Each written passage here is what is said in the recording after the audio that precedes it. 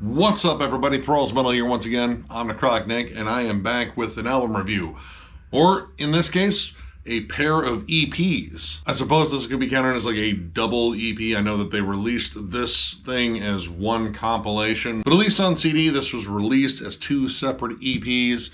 And I'm just going to go over them both because I love this band. And this band is Amenra with their new pair of EPs, Detour and with Fang and Claw. Both of these were released on the 28th of March on Relapse Records. This band formed in 1999 in Belgium. This is their 7th and 8th EP.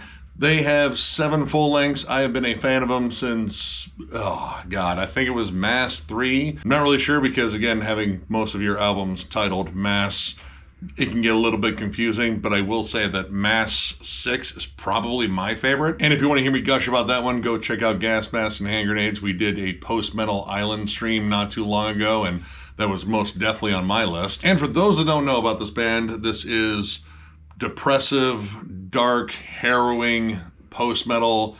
Again, I've been a fan for years. I love this style in general. I'm a big fan of bands like Cult of Luna, Neurosis, Isis. We actually reviewed this band's last full-length, Detour, back in 2021, which I enjoyed that album. I thought it was pretty good. Wasn't quite as good as, some of the masses, but I still thought it was, very dark, depressive, kind of the things that this band shoots for. I've seen this band live twice. They're incredible. And, if you want to go beyond the boundaries of this band, they are part of the Church of Ra collective that ties in such bands as Oathbreaker, Hessian, I believe, Dude. And there's a number of other bands that I'm forgetting, but they're like a music collective that just kind of like switch around members and go for different styles. And for the most part, they're all really solid, but I feel like Amenra has been the kind of hub band overall. So here we have two very different EPs from this band. Production, still uniform. It still sounds like Amenra. It's just two different sides of them. They did have the same producer for both because that would make a lot more sense than having different producers for each one. But that wouldn't be outside of the realm of possibility. I mean, different sounds. You maybe want like a different producer, but they went with the same one on here. And again, both of these are different, kind of, again, two sides of the same coin. Now we're going to start off with Detour. This is the longer of the two, the most atmospheric of the two. It is entirely in, I believe, Dutch. So in terms of lyrical themes, I really couldn't tell you what they're talking about. But between these two, I definitely sense an overarching theme. I mean, even the artwork, there's definitely a connection there. But Detour definitely explores their softer, more ambient side. The songs are longer, they're more like labored builds. You do have heavier sections, but you have to be patient to get there, which is kind of a rule of law with post-metal. You have to be patient. Things generally take a little bit of time to build. And believe me, the first track on here, Hayden, I'm not entirely sure how to say it. This song is a bit of an exercise in patience. It is the longest out of all the songs in this collection here, over 13 minutes, and I would say roughly about 8.5 minutes to 9 minutes is building. Post-metal itself is generally very good about building in layers. You take one sort of repeated rhythm, throw another on top of that, and so on and so forth until you get to these bigger moments where you can kind of really launch the song. And this song in particular, I really feel like took a long time to launch because it builds from the most minimal elements. It starts off with a pulsating kind of thump. I don't even know if it's percussive. It might just be sort of a sample in the background. And then you have this very broken down bass line that takes a while to really kind of generate a melody. It's just single notes, single chords. You get some fluttering guitars, and then you get some spoken word, which again is all in Dutch. I don't know exactly what he's saying, but again, the very ominous tone in his voice. There's definitely an atmosphere that is captured there. Vocally, it does eventually switch over to some cleaner singing. I really like this guy's voice. He has this kind of flutter or quiver in his voice that kind of adds the desperation. And it definitely plays well off of his very agonized, desperate screams, which come in later. Much later. This song in particular, I feel like was kind of an exercise in patience. And I get, a setting and establishing the atmosphere and the tone of the song and all. I listen to tons of post-metal, and yeah, there are tons of longer songs out there, but generally there's just more gripping dynamics. There's a point where You know, the song knows it has to have a hold of you. And this song, I felt like it was like kind of stuck in traffic, you know, behind a very slow car. Like I can't pass on either side. Even when the song kind of picks up the pace, like you get a little bit of a, you know, drum beat that kind of comes in, very light percussion. The bass line kind of comes together as like a more distinct melody. In fact, the bass line kind of reminded me of the bass line on Massive Attack's Angel. But everything is so faint, like there's no sense of urgency whatsoever. And I get like building tension and releasing it, but I was kind of wondering when they would get to releasing it. And then eventually they get to this point, you know, more than halfway through the song where it just explodes. You get the dense guitars, the harrowing screams. It's very sludgy. Like a lot of their heavier stuff reminds me a lot of like early Cult of Luna, where they definitely had a bit of crossover into sludge metal as well. Now the title track, Detour Talisman, is much better about this pacing. You know, the breaks in terms of like stuff that they add are a little bit shorter.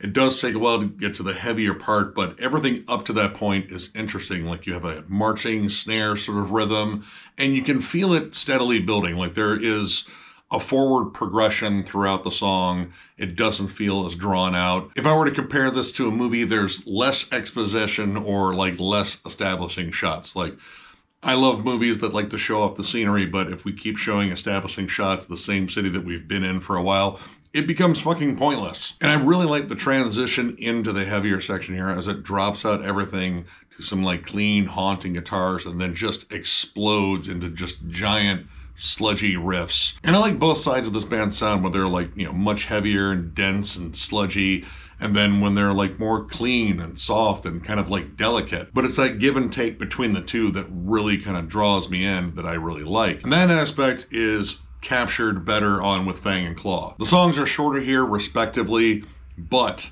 they build well. There's more dynamics to them. They get to the heavy, like, kind of right away, and then the clean becomes sort of secondary. The opening track, Forlorn, which each one of these only has 2 tracks, way more urgent. Right out of the gate, you get down to the heavier songs. It's established with some big, lumbering, slow, droning riffs. Lots of layered, dense guitars. You have the desperate, anguished vocals right away. And you still get the switches to clean material. It's just, again, like secondary. Like they're smaller sections. They're more like launching points into the next big heavy section. Forlorn has a really nice clean section where it kind of drops out everything. It feels more wispy and again, like very melancholic. And it comes back even heavier. The closing riff on this song is just monstrous. You get these like buzzing, staticky tremolo riffs on top of the main sludgy, bending, lurching ones.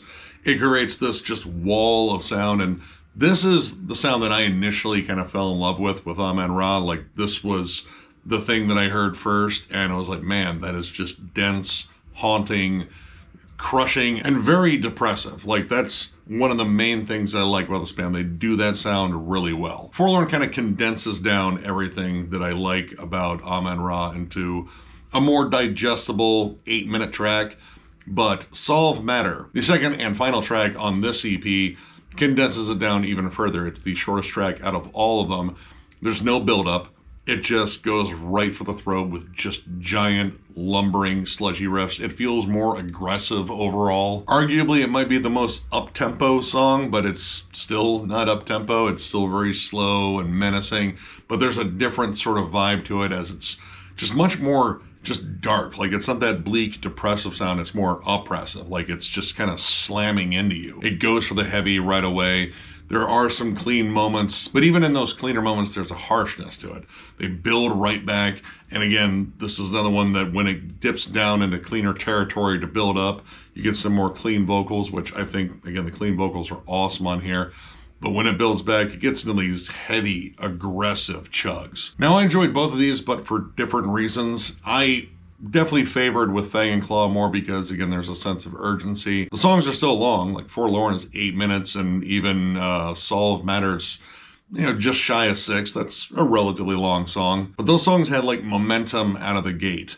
I feel like Detourn's material, you know, took way too long in terms of building. Like a lot of the EP itself is building the song. The difference between the two is almost like, you know, watching time lapse of a skyscraper being built And then, well, with Detour, it's more like watching the skyscraper be built in real time. Both are interesting, but seeing something massive like a skyscraper created in time lapse, seeing it build layer by layer and become this monolith in a shorter amount of time, I still find just as amazing because it's still this giant daunting task. You can still appreciate everything that went into it, the labor, the craft, the design, the time itself, but you're getting it in a condensed form that kind of gets to the point. You want to see this, constructed right then and there. That's what I like about with Fang and Claw. Like, that one just gets to the point. It gets the strengths of this band's sound. Toorn, it just kind of meanders a bit, and I feel at certain points, at least on Hayden, it's just stalling out. Like, it's not moving the song forward. Now, both songs for Toorn have music videos, which I think are very well shot, very artfully done. But overall, the listen was just kind of a drag. So I'm going to give two different ratings here, and I'm not entirely sure what my screen looks like now because I'm still trying to figure out how I'm going to prop this up. But for Toorn, I'm going to give it 3 stars. I think it's good. It captures a lot of atmosphere. It's very bleak and very haunting. It just takes too long getting there, and that is mainly the opening track. The title track itself, I don't think is bad. It could have been trimmed a little bit, but in terms of the dynamics, I feel like it kind of gets the point. They both have a very similar build to them. It's just that one, I feel like there's just more momentum towards the stronger parts of the songs. And on the other side of this, with Fang and Claw, I'm going to give 4 stars.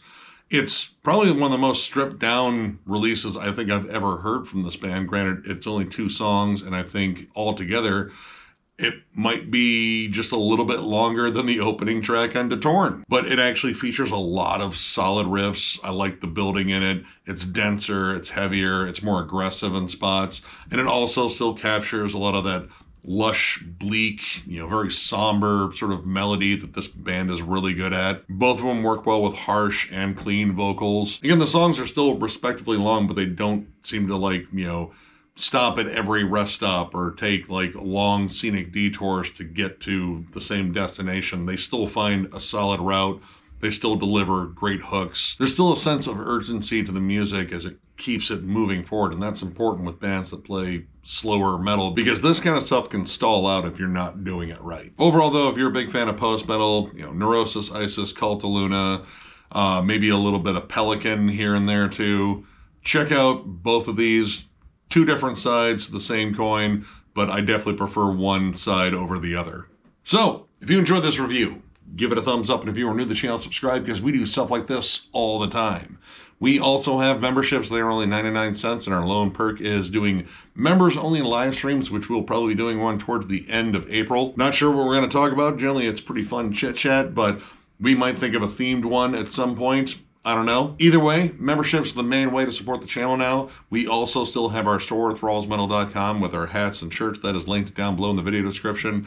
And if you would like to join this channel, there is a join button down below to smash, flick, hit, headbutt, spit on, drop a fucking elbow on. Yeah, do whatever you want to it. As long as it says you joined, then, you did it right. And of course, thank you guys so much for liking, subscribing, following, all that stuff. It means the world to us. We have a ton of content that we are working on. I'm kind of toying with some different ideas, some other subjects to kind of, talk about and get some viewer input from. And of course, more reviews coming because I'm sure April is just going to be absolutely chock full of killer releases to go over too. So one more big thank you because you guys are awesome, and we will catch you later.